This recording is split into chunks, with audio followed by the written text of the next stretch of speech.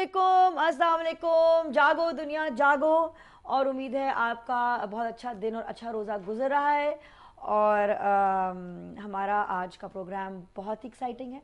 मुख्तलिफ सेगमेंट्स हैं, इसमें आपके साथ शेयर करेंगे। सबसे पहले सलमान गनी साहब जो चीफ रिपोर्टर हैं नवाए वक्त के, हमारे साथ मौजूद हैं पाकिस्तान के करंट अफेयर्स आपके साथ डिस्कस करने के लिए। अस्सलाम वालेकुम गनी साहब। बहुत सारी खबरें हैं, तो एक तो सबसे पहले मैं कल भी मैंने ये सवाल एक पूछा था कि मैं आवाम की राय जानना चाह रही हूँ, आपकी राय जानना चाह रही हूँ कि आपके ख्याल में परवेज़ मुशर्रफ की ट्रायल होनी चाहिए या नहीं होनी चाहिए। तो हमें एसएमएस कीजिए और ईमेल कीजिए, फ़ोन कीजिए और बताइए कि आपके ख्याल में परवेज़ मुशर्रफ की ट्रायल होनी चाहिए या नहीं होनी चाहिए। आपके ख्याल में गनी साहब? देखें, जब आम आदमी कानून पे असरअंदाज होता है तो कानून उसके ख़िलाफ़ हरकत में आता है।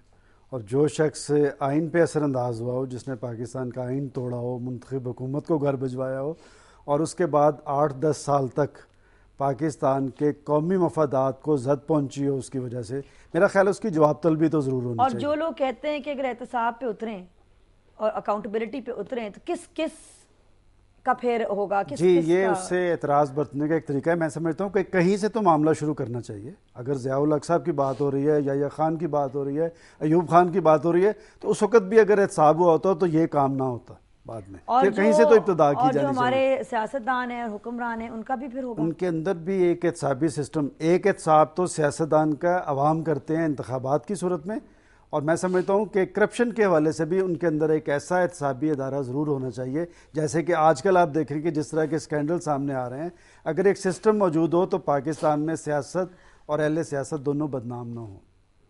आपके ख्याल में कि वोट की अहमियत है, हमारे वोट की अहमियत है?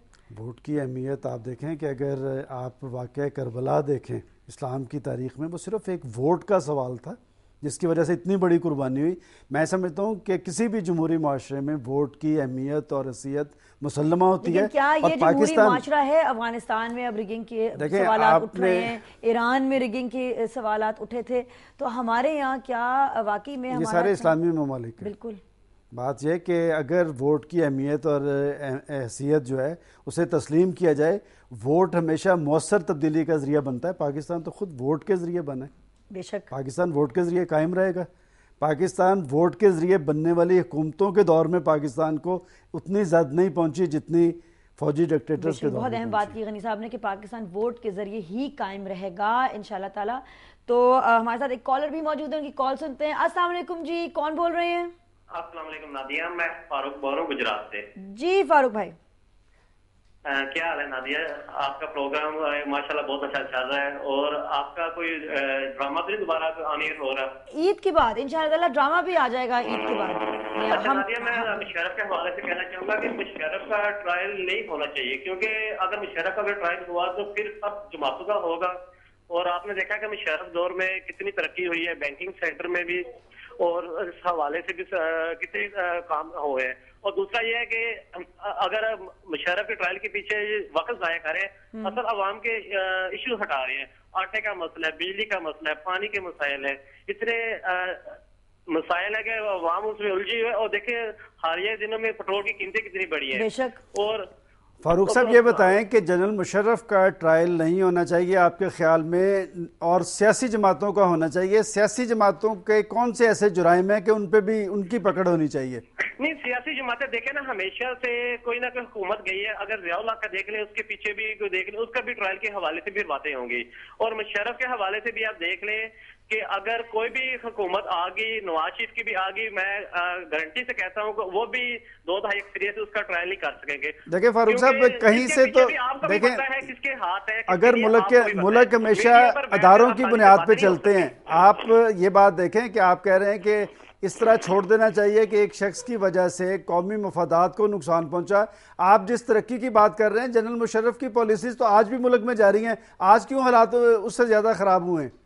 हालात खराब, मेरी बात सुने, हालात खराब जो से आपको भी पता है कि किन जो उनसे पीछे अनासर हैं जिनकी वजह से हालात खराब हुए हैं या जो हमारे मुल्क को तरक्की की तरफ जाने नहीं दे रहे, अवाम इसमें पिस रही है ना। अगर अवाम 2 साल तो हमें लागे, 1 साल तो हमें लागे चीफ जस्टिस की बहाली के लिए रोड पर निकले हुए, अब हम जो 5 तो साल फिर अगर चीफ जस्टिस की बहाली में 2 साल लग गए तो आज वो अदालतें जो आज़ाद अदालतें हैं आप लोगों के लिए, अवाम के लिए कुछ ना कुछ करती तो नजर आ रही है। Thank you so much Farooq साहब आपके ओपिनियन के लिए। एक पॉइंट तो है इनका जो बहुत अहम है कि अगर हम गड़े मुर्दे उखाड़ने लगे, चाहे वो मुशर्रफ के हैं या नवाज शरीफ के हैं या जरदारी के हैं, अल्ताफ हुसैन के हैं, जमात इस्लामी की कोई है नहीं, लेकिन अगर हम ये अगर we start digging them up तो वाकई में जो असली मसले हैं, जो अवाम है जो पिस रही है, जिनको आटा चीनी वो नहीं मिल रहा, जो पेट्रोल की कीमतें बढ़ती जा रही हैं, तो उन इश्यूज को कौन रिजॉल्व करेगा? उन्होंने एक और पॉइंट भी बड़ा अहम जो उन्होंने कहा है वो ये कहा है कि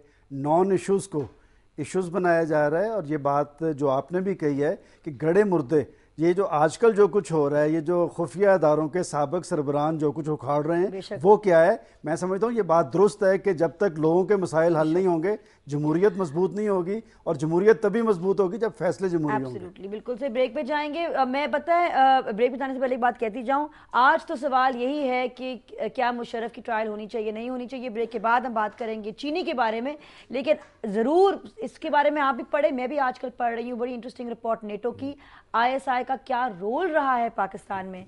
ये एक बहुत अहम सवाल है, इसके बारे में अगले हफ्ते बात करेंगे और ब्रेक के बाद चीनी के बारे में बात करेंगे।